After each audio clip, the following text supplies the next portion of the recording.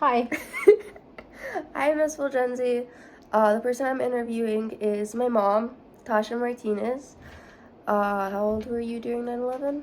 Not sure. We're not going to discuss that for security purposes. Okay, so our first question is, how old were you when the attack happened? Wait, so I think Adhan had just been born, so I was 30. 30. Yes. And then at first, what did you think was happening? So I was actually living here at that point. I was a student working on my master's degree at Highlands, and I woke up, my parents were watching the news, and they said we were being attacked. And so I really didn't know what was going on. I just know that that's what my parents were saying, and that's what the news was saying, is that we were being attacked. Do you remember exactly where you were at during the attack? Yeah, I do. So my first class was Spanish. So I was there at 8 o'clock, and I couldn't just, the Spanish teacher was trying to conjugate verbs and have this discussion, and I just couldn't concentrate. I was really wondering what was going on, and here we were trying to, stay in school and learn Spanish when a plane hit a building in New York City that I had just been in the previous year, because I love New York City.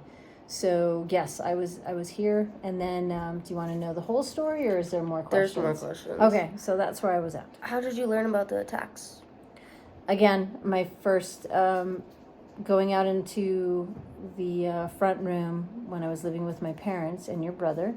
The news was on, and it was breaking news that a plane had crashed into one of the towers for the World Trade Center. How did you react about hearing the news? So after the first one, I left Spanish class, and I was working at the Plaza Hotel at that time. And right after that, we had Byron Tees. It's the bar there. We had it opened early, and the TV was on. And right when I walked in, I saw the second plane hit the tower, and I remember just seeing that and thinking, this can't be real, because it was, just like kind of out of one of those apocalyptic movies. So I was also at the Plaza. Were you scared? I was terrified. I didn't know what was happening. It wasn't making any sense. There was just so much dust, and so I was engulfed with watching the news. I had friends that were living in New York. It was really scary. And then the skies went quiet. There wasn't any planes. They halted all flights. And during this time of the second plane hitting, that's when the third plane hit the Pentagon. And then there was a fourth plane that was actually headed for the White House. And we were hearing how that plane was diverted, that the passengers fought, and they downed the plane before it could hit the White House, and they sacrificed themselves against the terrorists. And so this all played out. So it was very terrifying. It was surreal. That's just the only way I can phrase it. It's just, you couldn't believe it was really happening. How did the attack directly affect you? Well, I've always wanted to live in Manhattan, so I've always considered New York, even though I've only been there once, as my true home.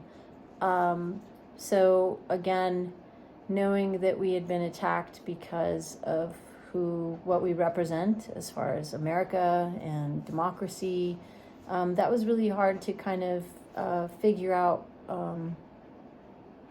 why people hated us so much. So it was really quiet after that.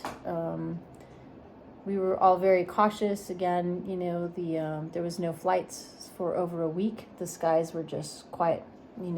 Living here in Las Vegas, you can look up at any time and see one or two planes crossing the skies, and that wasn't the case during this. And after this, there was a lot of racial profiling. So it started impacting just because everybody was scared. How do you think the mood of the country was? Describe it. we rallied together. I mean, I wish we could do that more often. We saw that again during the fires. We saw that again during COVID. Well, for parts of COVID, but we really rallied together. There was, because these buildings came down, every firefighter, retired or active, went into these buildings, and a lot of them didn't come back out because that's when the towers fell. So there was police officers and firefighters that were going from across the country just to be there to do whatever they could to support everybody, and everybody just kind of united. And of course, that's when thoughts and prayers meant something. But they, everybody rallied together and was figuring out how we could best get supplies, best help, support. We were watching the television around the clock. This is really early on cell phones, so we weren't, necessarily watching videos, so we were all really tied to the televisions. Did you get involved in any service projects after the 9/11 attacks, such as like donating or stuff like that? No, I mean, we were involved with the Red Cross, so I gave money to the Red Cross to help with victims. And then, I was a young mom. Your brother was under a year old. I was trying to work on my master's.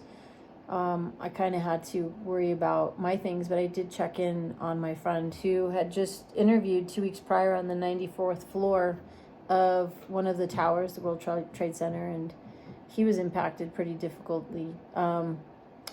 definitively. He moved to New Jersey. He lived in the city for a little while, but he was always really cautious. So that was about it for me. In your opinion, how did the 9/11 attack change the world? Well, I think for Americans, we realized that not everybody likes us and what we stand for. And it definitely brought to light that we had some vulnerabilities in our systems. We trained the pilots. They were trained here how to fly. Now when you go through security, you haven't flown yet, but when you do, you're going to see how much airport security there is, and that's really because of, this was the precipice, the beginning of it, where they really started watching what we can go on board with. I think we take flights very seriously, and now flight security, but it's definitely changed how people look at us. I know the world was united against the terrorists and supporting us, and that's kind of waned since then, but it's definitely made us aware that people don't like what we stand for. They don't like that we have freedoms. They don't like that our women are being educated. They don't like that you have a choice over your body. They don't like capitalism and a lot of other things. And so it kind of definitely brought that to light, at least in my viewpoint. Is there anything else you'd like to add about your 9/11 experience? Growing up, I heard about my parents, where they were at for JFK, the assassination of John F. Kennedy Jr. or John F. Kennedy. And, I never thought I'd have one of those moments. I can still see, we were just tied to our televisions when they fell, and it's really important for you guys to know, as you guys are doing this project, that democracy is very important. It doesn't, you don't have to be on a side. If you don't get along with somebody, that doesn't mean you have to go to extremes. If anything, I just wish we could come together and be united and have a common goal of us moving forward versus trying to fracture into, you're either this side or you're this side. So I hope as you guys are learning about 9/11, September 11th, as we move on, what is the year? Do you know what anniversary? 2001. Yeah, so what's Tomorrow. the anniversary? 9/11. No, but how many years? Oh, 20 years? It's a lot. And it just 24? seems like a blink of an eye that happened. And so that's the part where I wish we didn't forget. I wish we didn't forget how we came together and we were there for each other. I wish we didn't forget so quickly. Okay, well, thank you, Ma. I You're welcome, Sophia. don't know if I said this at the beginning, but again, this is Tasha Martinez. She is my mother. And I think that was all I had to do for this assignment, hopefully. And thank you, Mrs. Fulgenzi, for bringing this to light, making sure they don't forget about this.